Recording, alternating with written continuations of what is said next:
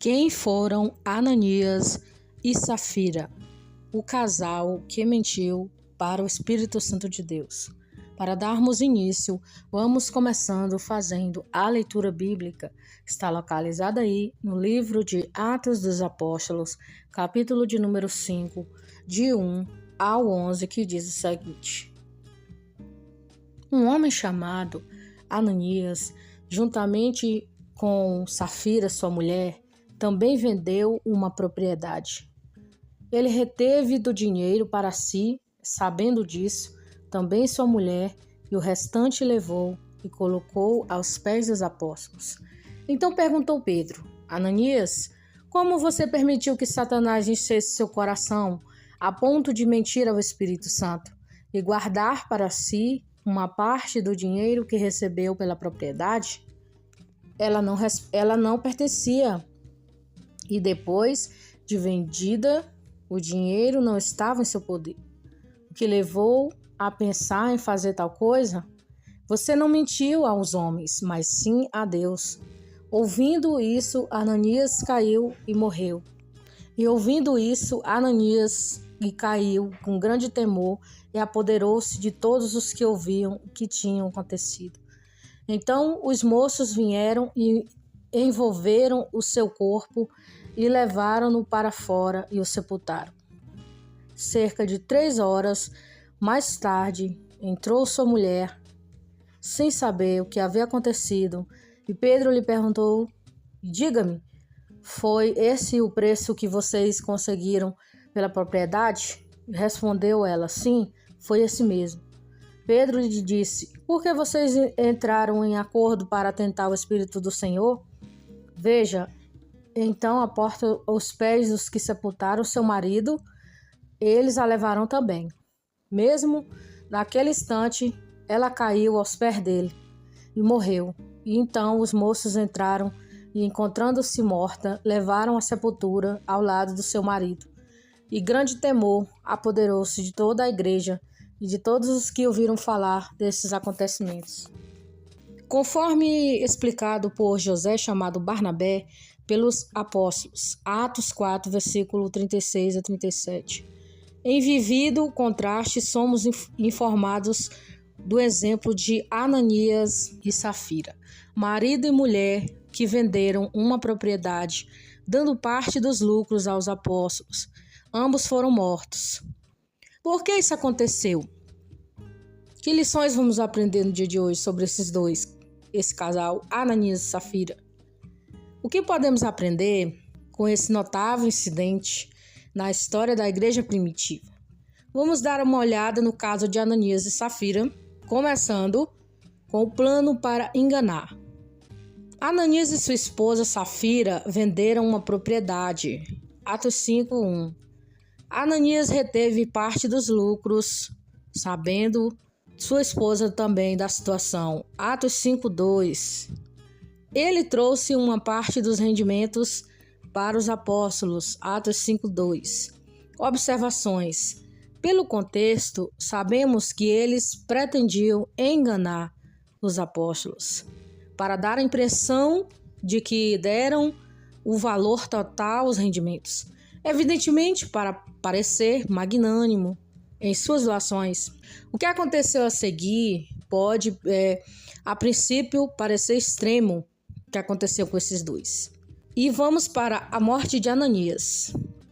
Pedro desafia Ananias fazendo a pergunta para ele: se você vendeu uma terra e você não devolveu o dinheiro que você vendeu, você vai pagar o preço. Leia Atos 5, versículo 3 ao 4. E foi a leitura que eu fiz no início. Por que ele permitiu que Satanás entrasse em seu coração para mentir ao Espírito Santo? A terra era dele para usar? Será que era? O dinheiro era dele para controlar? Ele não mentiu para os homens, mas para Deus. Ananias caiu morto. Atos 5, versículos 5 ao 6. Ao ouvir as palavras de Pedro, criando grande medo naqueles que ouviram, a situação toda que aconteceu com Ananias e depois com sua esposa Safira. Carregado por jovens e foi enterrado. Observando o texto, nós aprendemos lições importantes. A venda de casas, terras, posses e tudo quanto mais eram ofertas voluntárias. Eles não tiveram que vender suas posses, nem dar 100% dos seus lucros. A relação dos apóstolos com o Espírito Santo era muito íntima, muito forte, a tal ponto de o próprio Espírito Santo revelar o que aqueles dois fizeram. Mentir para os apóstolos era mentir para o Espírito Santo, porque os apóstolos foram inspirados pelo Espírito Santo, né?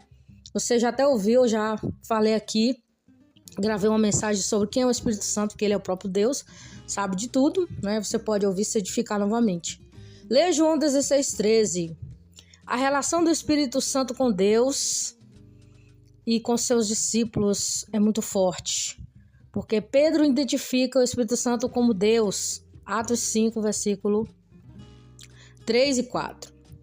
Uma das passagens que ilustram a divindade do Espírito Santo, tão chocante quanto foi a morte de Ananias. Agora nós vamos para a morte de Safira, a esposa de Ananias. Pedro confronta Safira, Atos 5, versículos 7 e 9. Ela entra 3 horas depois, sem saber da morte do marido. Imagine só, você não está sabendo que seu marido morreu, né? E você entra ali satisfeito, achando que também vai contar vantagem. Só que Deus já tinha revelado para Pedro, né? Que o que eles tinham feito. Aí ela entra 3 horas depois. Olha o que acontece quando nós mentimos a Deus, quando nós mentimos aos servos do Senhor, os homens e mulheres usados por Deus. Porque não adianta a gente mentir para as pessoas, porque Deus está vendo, Deus vê tudo, né? E os discípulos, eles eram cheios do Espírito Santo. Eu já falei muito do Espírito Santo aqui. Você já está entendido sobre esse assunto. Então, ela chegou e Pedro perguntou: por que você concordou com a situação toda que seu marido fez? Por que você concordou com ele? Aqueles que enterraram seu marido estavam prontos para carregá-la também. Safira caiu morta. Atos 5, versículo 10 e 11. Imediatamente aos pés de Pedro, carregando por rapazes que enterraram também o marido dela, o Ananias, criando grande temor sobre toda a igreja e todos os que ouviram. Observações aí. A responsabilidade de Safira era o quê? Era falar a verdade, era fazer o que era correto, né? Não é porque uma pessoa é casada com outra que todos os dois têm que ser mau caráter. Às vezes acontece que são mau caráter mesmo, né? Tem pessoas que eles são casais, que eles são mau caráter, mas tem casais que um não é mau caráter e o outro é, entendeu? Mas no caso deles aqui, eles eram mau caráter. A sua cumplicidade do pecado da mentira foi exposta. Ela não podia usar a submissão ao marido como desculpa. O castigo de morte por mentir aos apóstolos, semelhante com as mortes de Nadab e Abiú. Levítico 10, versículo de 1 ao 3, que tocaram na Arca da Aliança. Ambos os incidentes ocorreram no início de suas respectivas dispensas. Nadab e Abiú transgrediram, assim a lei de Moisés começa. Ananias e Safira foram derrotados, assim que a igreja começou. Ambos enfatizam: a palavra de Deus e seus porta-vozes devem ser levados a sério. O primeiro passo de disciplina na igreja. Jesus e seus discípulos, os seus apóstolos ensinaram a disciplina da igreja. Mateus 18, versículo 15 e 17, 1 Coríntios 5, de 1 a 13, 2 Tessalonicenses 3, do 6 ao 15. Um efeito de tal disciplina é preservar a pureza da igreja. 1 Coríntios 5, 6, 8. É claro que a disciplina da igreja hoje exige a retirada daquele que se recusa a se arrepender, não a morte. Mateus 18, 17, 1 Coríntios 5, 13, 2 Tessalonicenses 3, 6 a 14.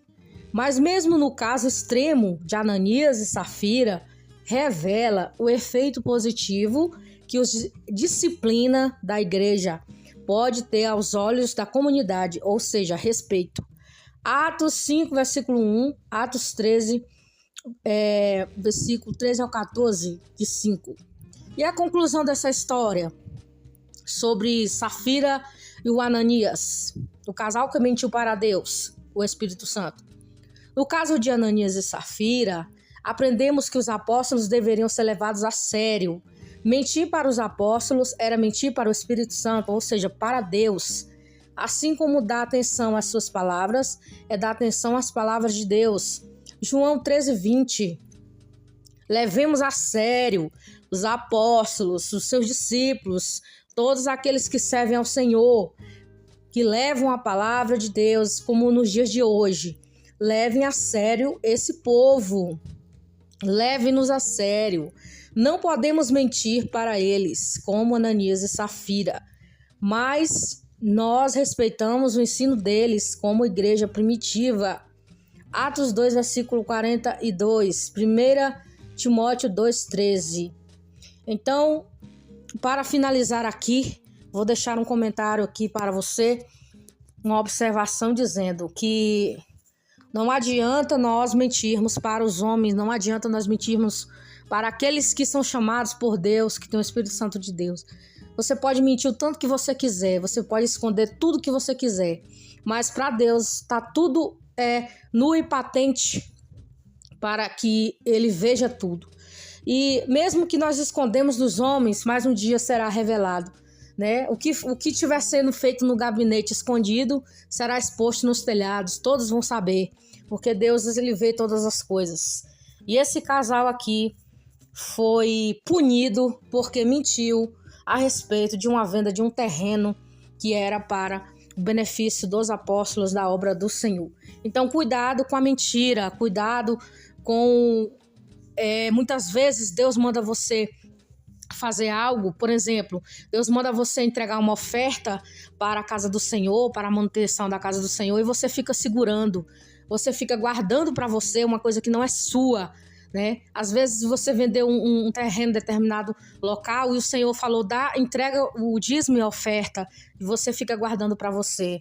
Mas nós sabemos que nós que somos conhecedores da palavra, sabemos que isso é bíblico, entregar o dízimo à casa do Senhor para a manutenção. Então, se você tem algo aí guardado que não é seu, que não te pertence, e pertence ao Senhor, dê para a casa do Senhor, dê para quem Deus colocou no teu coração de entregar. Tem muitas pessoas que retêm bênçãos que não é sua, tem muitas pessoas que guardam aquilo que não é seu, sabendo que é de Deus, e guarda e esconde. Mas nós sabemos que não podemos esconder as coisas do Senhor, do Espírito Santo de Deus.